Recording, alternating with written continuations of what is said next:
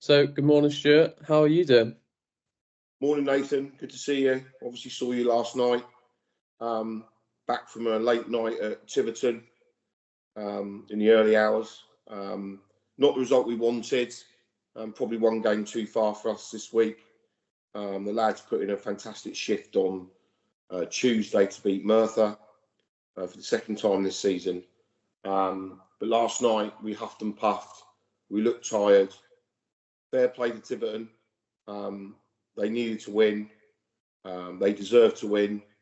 But we gave them a game second half. We didn't particularly hit our straps first half, but we gave them a game second half. And we're only defeated in the end, second half, by a fantastic goal from 25 yards. So we did go down there to try and win. But we did have a few injuries, probably no different from Tiverton. But it caught up with us in the end. And they just probably wanted it more because they needed it more, 5% more than us. And they got the deserved win. But nothing to be ashamed of.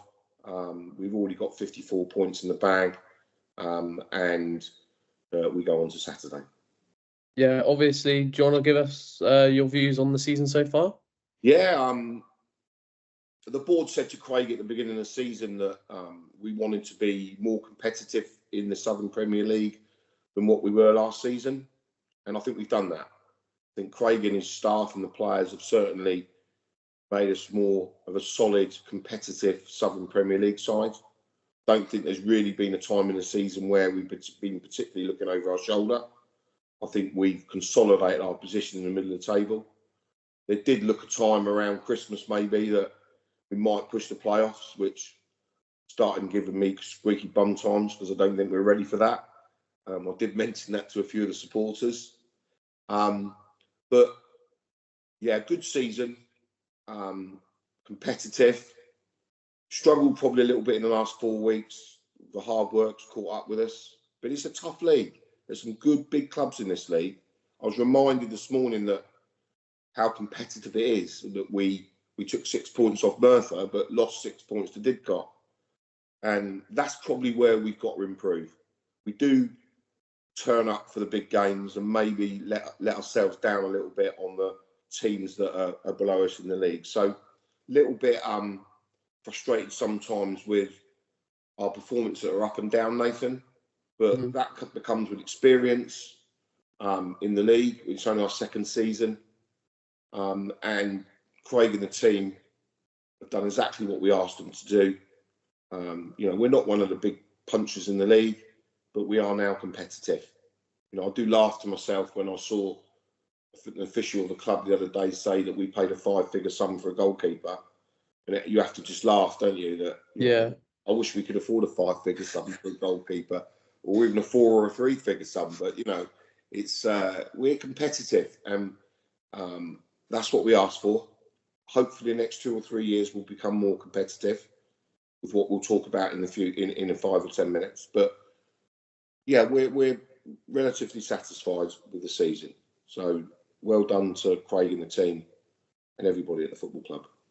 Obviously, tomorrow is our last home game on grass this season. How are you feeling about that? Yeah, looking forward to tomorrow. Again, Beaconsfield are on 47 points. I looked at that this morning, and they probably need 1 or 2 more points to ensure their safety. I know John Underwood a little bit from his Slough days. He's a very good manager, runs a good football club, but rest assured that for the sports integrity of the league, that we'll be giving everything we can to win that game tomorrow. So that's the first thing. That I think there's 7 teams that out of probably 2 places out of 7 teams can still go down. And as I said earlier, we're not looking over our shoulder, but rest assured we'll be ensuring that the sporting integrity of all those 7 clubs will be looked after tomorrow. Yeah, 3G comes soon. We'll talk about it in a minute. So it's the last game on grass. We're hoping to get a big crowd to see the grass on its way. I think if you go on our social media feeds, if you're a ex-player, ex-staff member, ex-official, ex-volunteer, you can register to get in free tomorrow.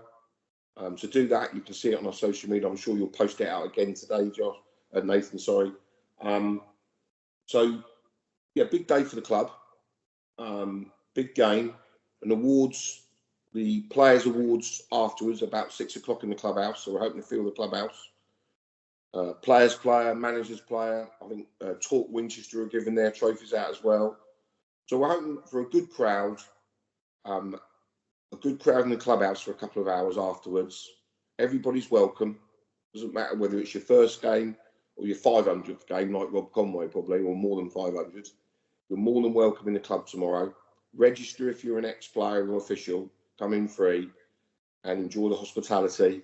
I'm sure there'll be a few drinks had afterwards, and we'll enjoy ourselves and we'll celebrate a good season for the football club. But we're looking forward to seeing the grass on its way, because it's not the best pitch, let's just say.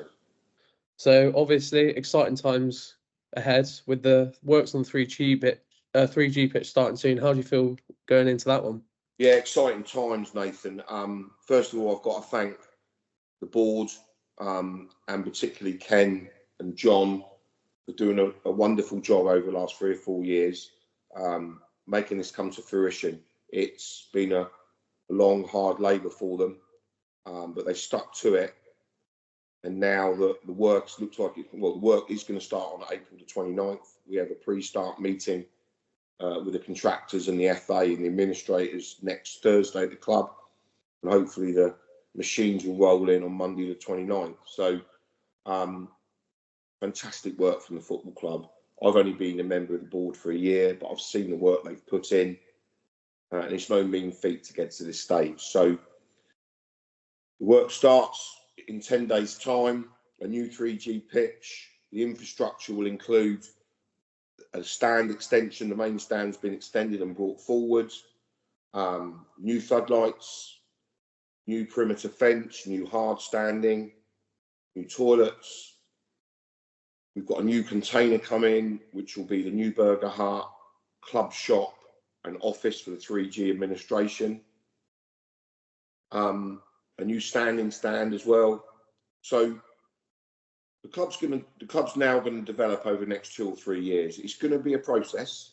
We're going to have 50-60% of a new facility, and the rest will be the facility that hasn't been developed after the last 20-25 years. I mean, much of it is the same as when I played there, and that's a long time ago, Nathan. So it's not going to look brand new overnight, but this is going to make the football club sustainable, hopefully for the next 15-20 years.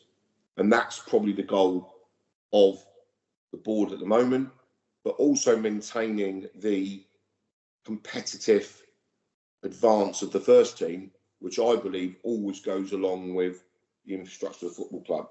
Because if you build the infrastructure of the football club and your first team go down, then they don't weigh up together. So I think you need to build the first team up as well as the infrastructure, and then the football club will be successful. So this football club's not had real investment in the infrastructure for, as I say, over 25, 30 years. And that's no fault of anybody that's involved now or the previous people. It's just a set of circumstances. But this now enables us, hopefully, to push on in the next 2 or 3 years to see where the football side takes us. But it is important that we all understand that this is a gradual process. We're in talks with Winchester City Council to refurbish the clubhouse, not this summer, the summer of 25. So that's the kind of thing that's happening over the next 2 or 3 years. But the income from the 3G pitch will enable the football club to grow. But also, the biggest thing about this is the community use of the 3G pitch. It's not just going to be used by Winchester City Football Club first team. It will be the under-23s. It will be the youth team. It will be the women's team, the ladies team. All those facilities can be used by the football club, but there is also a facility there to be used by the community. So if you are looking for a 3G pitch to use in the future, we are available to talk to about that facility during the week or weekends. if your football club want to train or use the pitch, come and talk to us. Come and talk to us. Yeah, so looking forward to the next 3 months. It is 3 to 4 months work. We start in April. With a fair wind, Nathan, we might be finished by the middle of August. The season starts on the 10th. To say with a fair wind, you never know. But we have agreed a ground share with Basingstoke Football Club and the Hampshire FA, who own Winklebury. So we'd like to thank you, Hampshire FA. Sasha's done fantastic for us. We'd like to thank Basingstoke Town Football Club for allowing us to ground share with them. We're hoping that we might not use it. We're hoping that we might finish the work in August and we don't have to use it. But I think if we do, it will only be for 2 or 3 games in August. Probably depends how the fixtures turn out. So I'd like to thank them both for that. But hopefully we won't need it. But we'll see. As you know, we've agreed to do talks every 2 or 3 weeks about how the progress with the pitch is going. How do you feel about doing them? Yeah, you and I have agreed that we're going to give the supporters and social media and updates every couple of weeks, 3 weeks during the work. It's a 12, 14-week process. So you and I will meet up there, show people around in a video, show the progress. You'll probably start tomorrow by taking the pictures of the old pitch and how bad it is. And we can then update the supporters and social media and how the progress is and whether we're on programme, whether we're going to be behind, and keep everybody up to date to see the new facilities as they grow. I'm sure we'll have a little snap as we go. Don't know what you media people call it, but I'm sure we can do a reel of from where it is now to the finished product in 12, 14, 16 weeks time. So looking forward to that. Finally, is there any updates on season tickets for next season? Yeah, season tickets hopefully be out in the next 2 or 3 weeks. There's been a slight delay, obviously, because of the ground share, and we're not quite sure how many games will be at Basingstoke. But hopefully, we're going to keep those tickets competitive. Not sure we'll have to quite tweak them from last year, but only slightly. There won't be any great uplift because we really appreciate the season tickets that we sell. But by the end of April, beginning of May, season tickets will be out and available, and we'll probably be able to say that allow for 2 or 3 games to be at Basingstoke, but obviously those tickets will be valid there, and we hope everybody will come and support us. And we are looking to increase our supporter base. We have to say we'll probably get an average of 300 people at home games, and I understand that was 150, 200 a few years ago, so it is increasing, but we hope with the community coming in now using the 3G pitch that they'll see what good fun non-league football is. It's much more fun, I think, than the Premier League. That's in a bubble now that you can't touch as far as I'm concerned. Come and watch non-league football at our level. It's a good standard of football. You get to meet a lot of people. You enjoy a beer afterwards with the players, the staff, the officials, and you can touch it. You can touch it. So I want to try and increase our gates next season to maybe 400 average.